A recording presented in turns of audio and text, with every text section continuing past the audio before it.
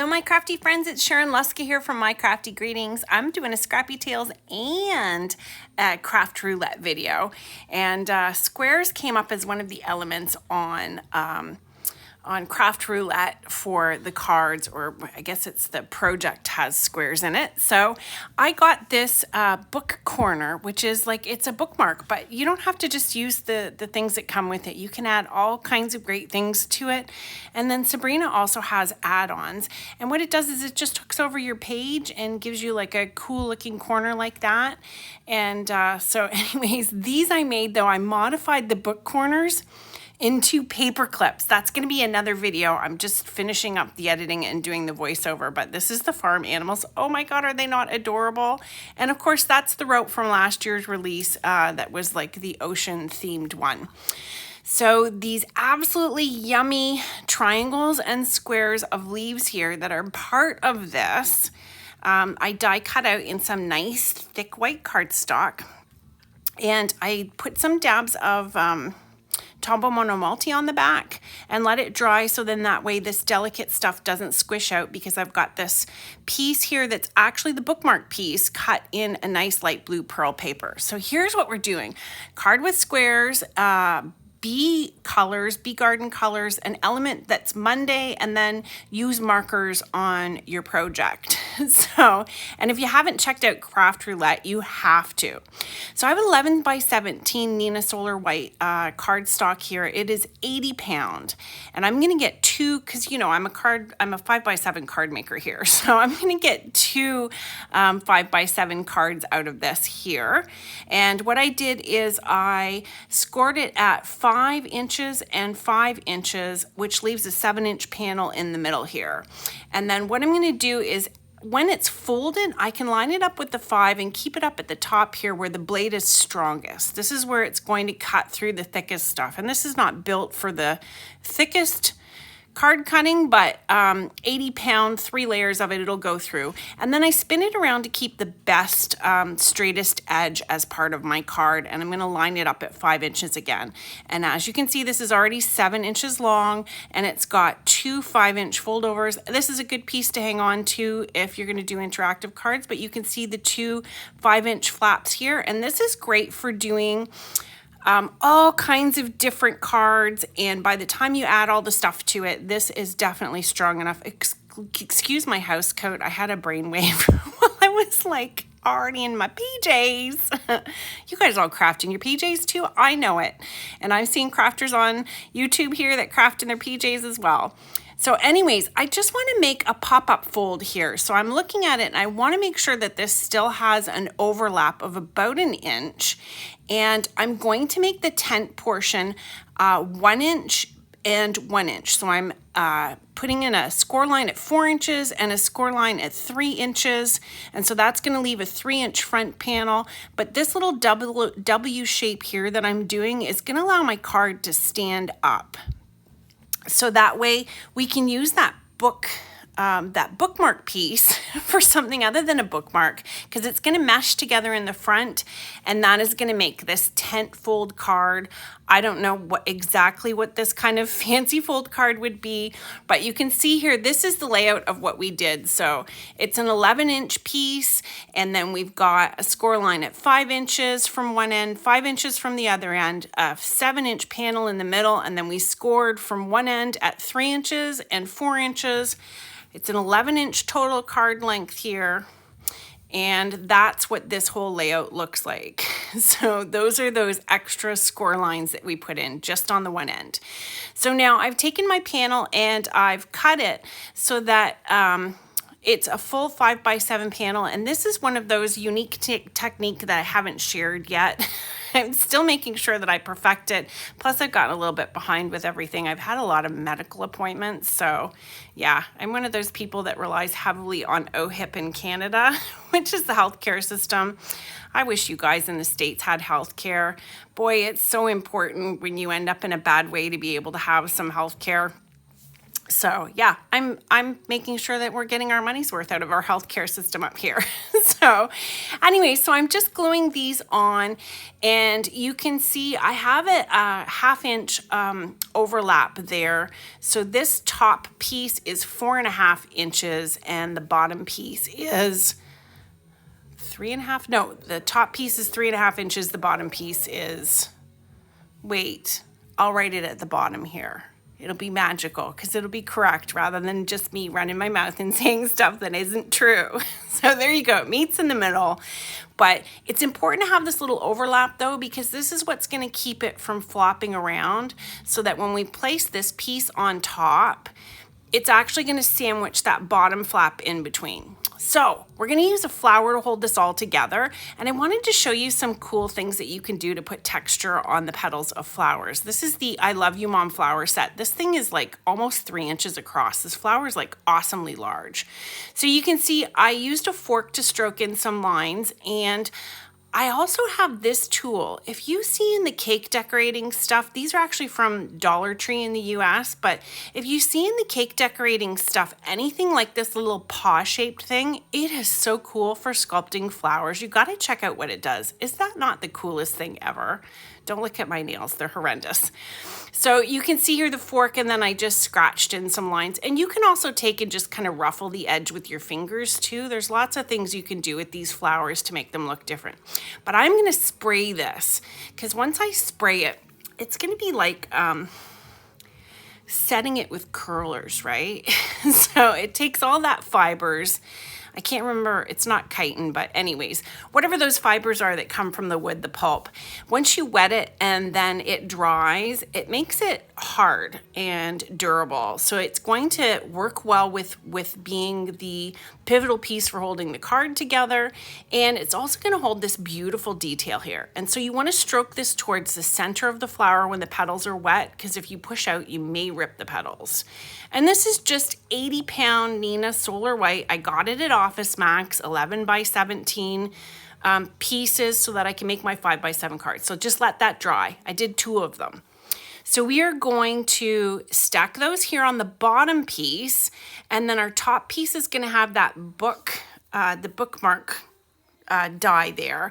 And so when these go together and they meet up, we want this to hold it all together, right? So we can put our message inside here, but this will fold together. So this is going to go on this portion here, and that piece beneath it is going to give it support so it doesn't wobble back and forth. And then our flower is going to be what catches all of this together. It's going to be like the closure, right? And so we're going to stack this one over the top of the other. So of course I'm picking the least dirty one, because I did get them slightly dirty, but you know what? The card's going to be kind of one of those artsy fartsy looking, mixed media looking cards, so it'll be fine. And then I'm also taking a piece of a Neenah Solar White that I cut in the bookmark piece, and I'm going to layer that behind to firm this up as well. And this is 110 Neenah Solar White. Now you could use Accent Opaque, or you could use a Recollections 110. It's hiding behind everything, so it doesn't really matter. And this is art glitter glue. It grabs really, really fast. So if it isn't lined up the way you want it to, you can go ahead and just pull it off and it'll work no problem.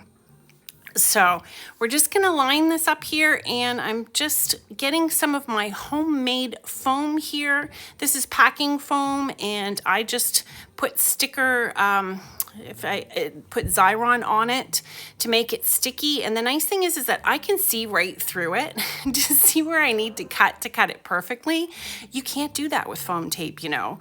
If you don't make it yourself with packing foam, which is me recycling it, you can get it free at Michael's or any store that has breakables. It's just these foam sheets. It's lighter weight than the foam that you buy in the store, the foam tape that you buy in the store, and it's ecologically sound for you to reuse it. So anyways, that gives it a little bit of lift so that we can get the one piece in between our book corner here and the panel that it's glued to. And I'm gonna just use a little piece of tape here. This is postie tape. Yeah, I hear people call it postie tape all the time. It's, yeah, who calls it postie tape? Cards and Coffee Time. I love her. She's amazing. Does she not make the best cards? If you haven't checked her out, you got to check her out. Anyways, she uses Post-it tape. So I'm using a piece of Post-it tape just to remember where I need to put this so I can get it lined up properly. And I think I've got it good. And then once I stick it down, that is going to be stuck in place beautifully. That Xyron sticky stuff works awesome. So we're gonna then put the flower right here and glue it into place. And this is gonna hold it all together. So we just need to kind of see here where we want it. Now, if you like my videos, please give them a thumbs up. If there's something that you enjoy about my videos or you want to just leave me an emoji, I would love for you to comment. That helps my videos get shared. It also encourages me to keep making videos. If you haven't subscribed, subscribe, because I do all kinds of crazy stuff here. Tons of craziness, and it's all helpful, crazy crafting tips. So you can see here now, I wanted to give some more detail to the background, and I have a very old Tim Holt stamp set that has some little scripty stuff, and you can see how well loved it is because it's so abused. It is like not, I don't know. I'm sure somebody would think it was garbage if they saw it on the floor. I know what it is. It's precious. Precious. Precious. Isn't a scripty stamp the most precious thing? I love it. So I'm using the Delicata four metallic colors here, and I'm just using the one that's like kind of not copper, not gold. And then I was doing this for my marker, and I kind of thought, you know what, it is a marker, like a mark maker, but I thought I better put some marker on this too. But I just wanted to kind of knock down the expanse of unused space so that it doesn't look like a beautiful background with something smacked in the middle of it. Because I always have a hard time where things don't look anchored. They don't look like they belong on the card. And sometimes it's just a matter of you need to add some details, some interest, some things that catch the eye. Like that little bit of metallic scripty stamping, like those little squiggly lines. And you can practice those squiggly lines on a scrap piece of paper. I actually practiced them on my cutoffs from the card base first, just to make sure that I actually liked how it looked on the background that I had made. Now, the other thing that I'm going to do is I'm going to take this Sharpie, and yes, I use Sharpie in my craft room all the time for card making. It is probably one of the first things that I would tell a new card maker to get, and if you are already an experienced card maker, grab yourself Sharpies. They are so cheap and so useful, and you really don't have to worry about what you're doing to them like you would with your Copics.